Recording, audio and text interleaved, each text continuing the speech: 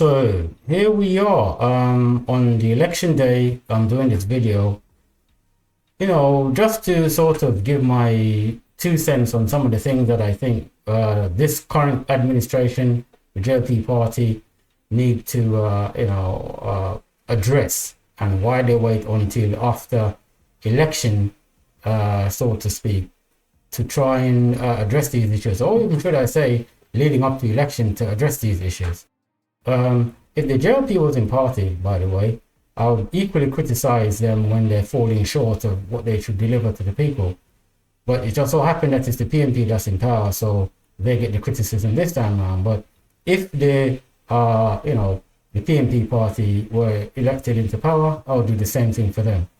So that's one of the reasons why I've decided not to put this video up a week or so before the election, because I don't want it to come across like I'm trying to support either party, because I don't support politicians and I don't support political party. The only thing I support is what policies that you're going to put in place. Okay? So if you're not going to put those policies in place, then I'm going to criticize you for it, where you fall short. So with that said, excuse me when I see me looking from left to right. I literally got 3 screens in front of me. There's a few more things I need to set up. This is just a quick thing for me. But anyway, let's just get into some of the issues that I feel need to be addressed. But yeah, the first thing is the roads in Jamaica. Now, the roads in Jamaica are extremely dangerous, and they've been that way for over 70 years. 7 decades. 7 decades. Okay? Now, this is because of the poor condition and the lack of maintenance that these roads being experiencing over that time. The government has failed. Both governments actually, JLP and PNP, both governments have successfully failed to maintain proper roads and good road design in that respect. So just to put that out there. I mean, I've seen a video where a car was driving on a road, and there was some type of issue with the road, and the driver of the car sort of pulled over. And as he was approaching to sort of, examine what the issue was, the entire road just collapsed in on itself, leaving a big, massive hole, a hole that a bus could get lost in. This is the roads in Jamaica. That's dangerous. There's so many roads, as you can see, so many roads where, people are just literally struggling. The car are being battered and damaged on a regular, the expense of maintaining the vehicle because of the poor roads. Yet you have to pay tax to drive on those said roads. It's ridiculous. So that's, issue 1. That's a red flag for me. 2, insufficient water supply. For a country like Jamaica, who is branded as the land of wood and water. Yet still, we have a situation where the water supply is cutting off on a regular basis, in some cases every day. Again, this is the issue that's been plaguing Jamaica for over 70 years, over 7 decades it's been going on. This is not new. And this means that the successive governments, JLP and PNP, that's failed to deliver proper water supply, running water to all the homes that need it and buildings that need it. And don't sit up there and tell me, oh, some areas is, it's very difficult to get to. That's nonsense. In today's 2024, you can pipe water anywhere, you can run electricity anywhere, and you can maintain roads if you have the will. How come when come election time, you seem to find the money to be fixing roads and doing all these other shenanigans and stuff and bribery that you do? But once you get into power, all of a sudden, the money is not available. Yeah, explain that. The next thing I want to cover is crime. Crime in Jamaica is the highest in the world. It's such a tiny island. You have to zoom in on Google Maps just to see the parishes of Jamaica. With just under 3 million population island-wide, they got the highest crime rate in the world. That's a very focused and concentrated level of violence among a very minority of Jamaicans, may I add. Okay? Now, if you look at other countries around the world, the city alone is like 10 million, 15 million, even up to 40 million, even more. Yet still, Jamaica, an entire island with such a small population, has such the highest crime rate in the world. How the hell is that?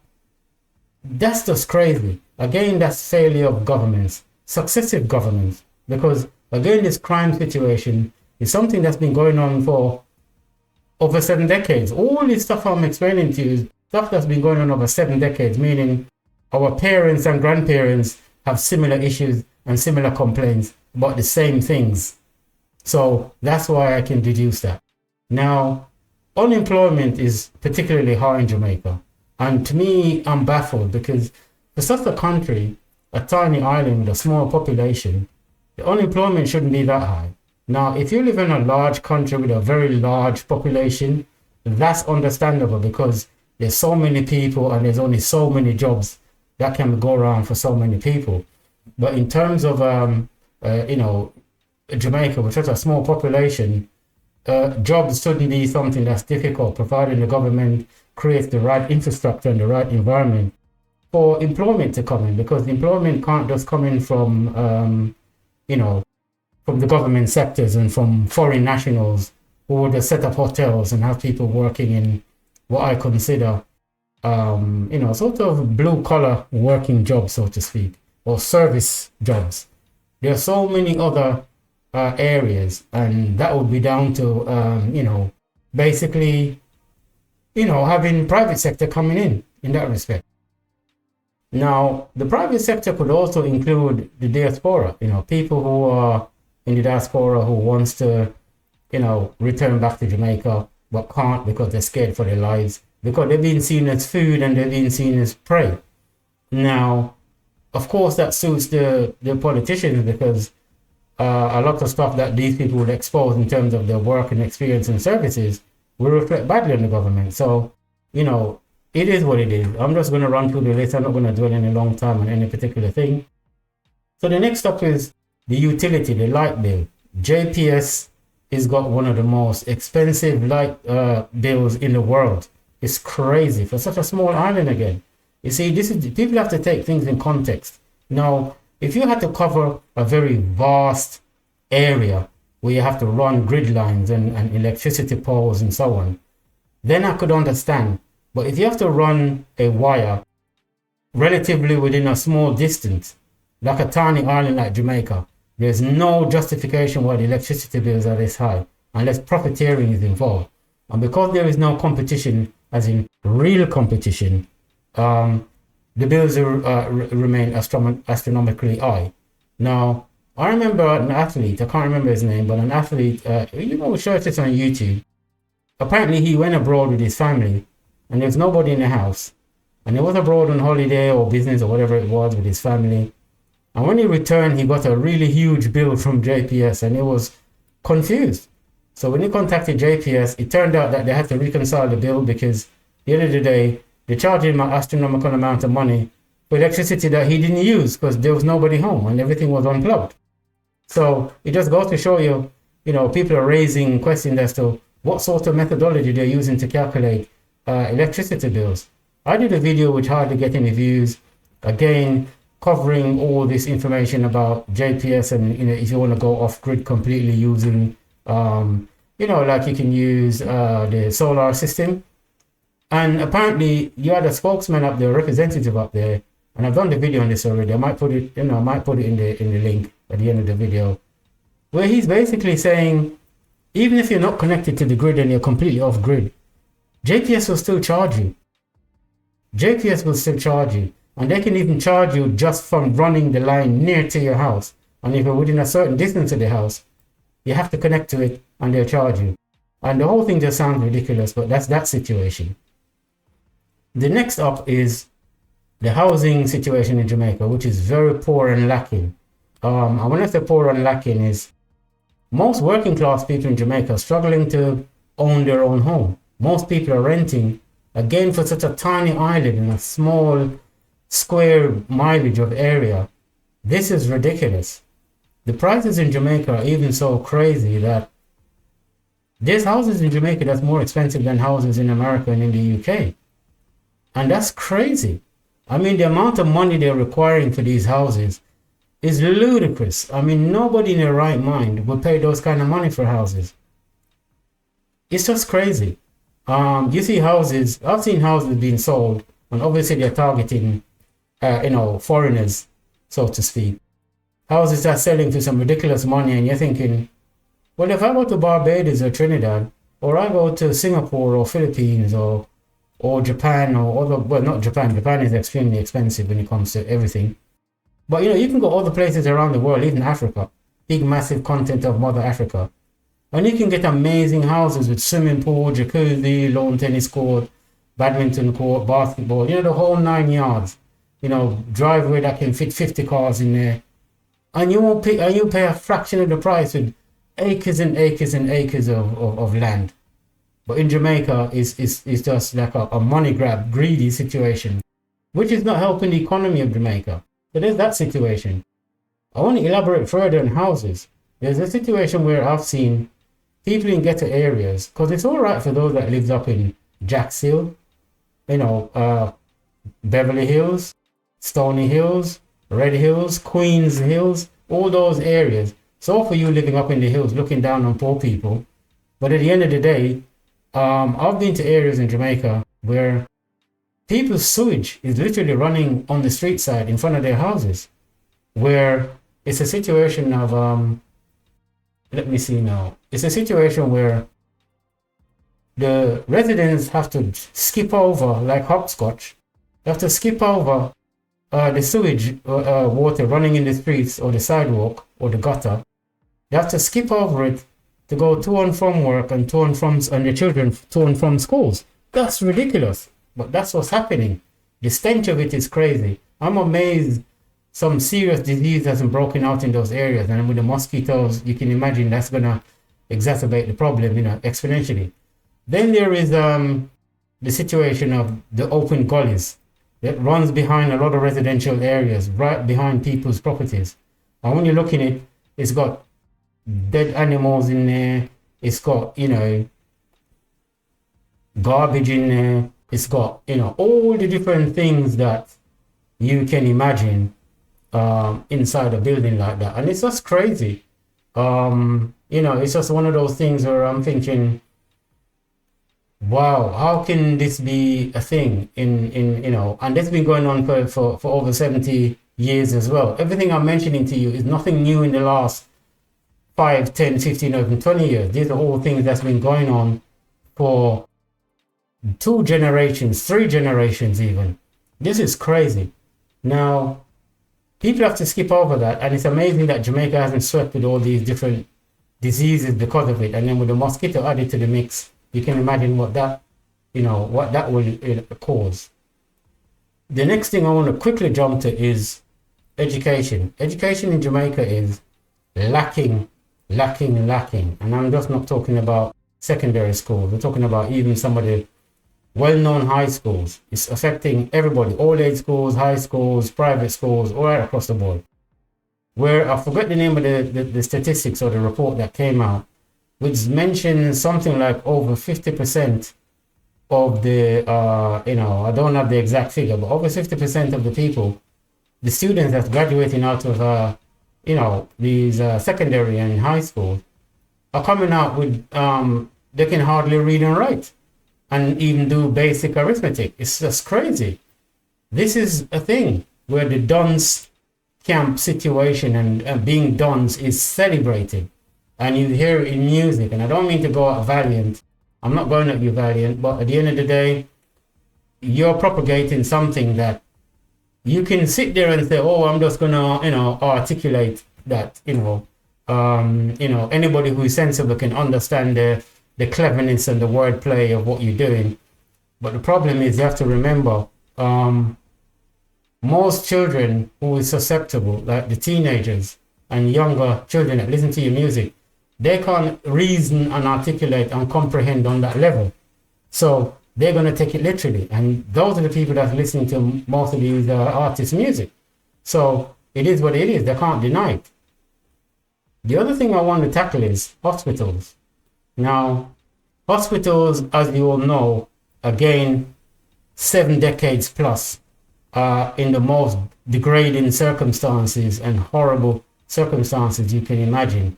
And again, this is show you that both parties, JLP and PNP, who are successively coming to power, have not done anything about the problem. I remember when Shaggy tried to be a good Samaritan and tried to do some charity to raise some money for the situation, and the way he was hounded for the money that was raised left the man thinking he would never ever put himself out there again to try and help his own people. And that's sad. And that's all because of politics. They politicize a situation where here's an artist that's trying to do good, because very few of them do anything good, really. Let's be honest. They use the money and buy, long broom and sharp broom and all kind of broom. You know what I mean when I say broom. And that's what they do, and distribute them to the communities. That destroys those communities. And they're all into this donemanship and, whatever, and area leader rubbish. But at the end of the day, it's not helping. Now, here's one guy, and I'm not saying he's the only one. There's a few of them that does it, but I don't think any of them did it on the scale that Shaggy did it. And the way the backlash he got from the very people and institutions that he was helping was crazy. And when I say the very institutions and people, I don't mean the hospital per se themselves. I mean the politicians and the sort of government bodies that oversees these type of things. They're the problem. They need to just get out of the way in most of the cases. Too much bureaucracy. The other quick thing I want to mention is that, as you know, I've said in previous videos that my mother is a nurse. She was a nurse, a midwife. And I've been to the KPH hospital, I've been to Andrew's hospital, not because I was sickly, but because my mother is a nurse. She visited these hospitals over the term of her career. She's worked in both hospitals. And when she used to go to KPH hospital, I used to hate going there. I used to say to my mom, listen, I'll just stay in the car because I don't want to go inside the hospital, because the stench of the hospital was unbearable. The people just languishing in the hallways, suffering with open wounds, flies in their wounds, people wailing and crying and moaning in pain, people waiting for days even to be seen. The sort of untidiness and dirtiness of the hospital on a whole is just something else. And then the lack of equipment, you see the equipment is battered and raggedy. And I'm like, wow. And this was back then. So you can imagine back now. I mean, I've seen recent videos now with people in the passageways. And I'm like, that in itself is not hygienic. I'm surprised Jamaica withstood through the storm of COVID, because when I look at it, I'm thinking, wow, how can you have such a situation where people, it's crazy. It's just crazy. I've lost the words in that. But I know that's not hygienic. You can't have sick people who bungle up in close proximity to each other, languishing in passageways. What if some of them have diseases that are airborne? You can see how quickly it does spread from one person to the other. And the families of these patients are sitting in the same vicinity as them. And we hear so many stories about this. It's crazy. The next thing I want to talk about is, the police. Again, we're going back decades, seriously underfunded. We've seen stories where many of these rural police stations, even the ones in the city, in Kingston, are in deplorable state. You go inside the building and you're shocked when you go inside there. It just looks like a shell. It looks like, there's not much in there. There's no proper equipment. The technology is backward. Some places in Jamaica, they only have one police vehicle to service an entire area. And when that police vehicle breaks down, they have to be taking cab. No, come on. That is crazy. I mean, that is crazy. That is crazy. That is just crazy. And this is another situation that we hear about a lot. Now, the other thing is the fire brigade. Remember the fire brigade situation? Where all these fire brigades were that lone fireman who protests on top of the bus terminus. I think it was Crossroads, if not half a tree. And for his troubles, what did he get? From what I understand, he was suspended or threatened with suspension because he raised issues which were basically cancer causing, not just for him, but for his crew. And instead of the government and the bodies that be step up and rectify the situation, they sought to silence him and intimidate him into shutting up. And this is the problems that we have across the board I've outlined to you. And these are issues that are not just crop up yesterday. These are issues that's been going on for decades, for generations, and both party, JLP and PNP, has both been in power successively over those decades, had a chance to fix the situation, and neither of them has done anything. This is the reason why I don't believe in politicians and I don't believe in political parties. And I hear some YouTuber up there saying, oh, I don't like people who say they don't believe in this or that party. They need to choose the side. No, we don't. That's rubbish. We're not choosing no side. You can go ahead and fly the flag of one or the other if you want, and rep the colors of one or the other if you want. But people, I think, with a little bit more intelligence knows that that means nothing. What matters to us is policies. We don't want to hear it. We just want to see you do it. Okay? That's what matters. Now, again, we have the situation with nurses. I mean, I did mention hospitals, but there's a situation with nurses, grossly understaffed, grossly underfunded, lack of resources, and they work crazy hours. Again, I should know because my mom was a nurse, so I'm speaking from experience in that regard. Okay, I've done a video on that already. You can go and see that video. Teachers, grossly underfunded, protesting, crying out for better pay, even during the time when the politicians awarded themselves 200+% in pay increase. You have the Prime Minister Andrew Holness sitting up there saying it's a pay increase, and you got Nigel Clark, the finance minister, sitting up there contradicting him, saying no, it's a compensation restructuring. Compensation restructuring. It's just crazy. So these are the things that we have to deal with. So, I'm fully with the teachers on this one. I mean, teachers have been getting a bad deal and they're struggling to, and they're teaching our students. No wonder students are graduating with, can hardly read and write properly. And, they don't even have the basic grasp of maths. It's just crazy. Then we've heard recently of the situation with the DOJ, where, according to them, they've, reduced the fare of the JUTC bus fare because of some inflation situation that they gave as their excuse, only to do a complete U-turn and say they made a mistake and yada, etc. I kind of tuned out to that because I did a video about all this already. Most of the stuff that I've done videos in it. Now, I'm really glad that I see a lot of YouTubers now. I haven't been on YouTube for a while. I've been doing other things.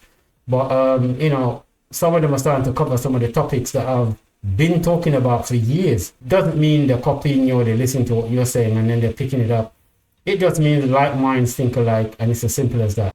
And it doesn't matter who said what first. As long as more and more people are coming out and speaking out and saying it, that's what's important.